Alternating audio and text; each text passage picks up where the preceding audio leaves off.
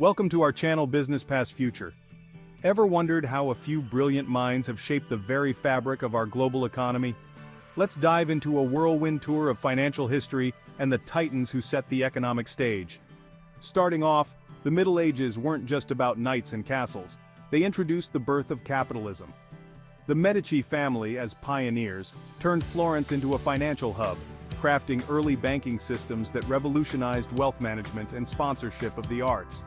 Fast forward to the Industrial Revolution, a period of massive economic transformation. This era wasn't just about steam engines, it was when the concept of modern economics began to take shape. Speaking of shaping economics, let's talk titans. Adam Smith, often called the father of economics, introduced groundbreaking ideas in his work, The Wealth of Nations.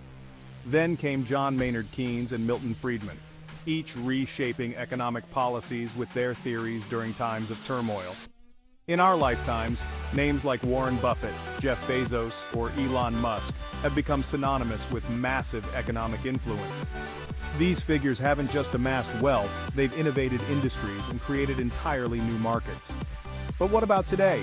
Our global economy is a vast interconnection of emerging markets facing enormous challenges, from environmental issues to technological disruption.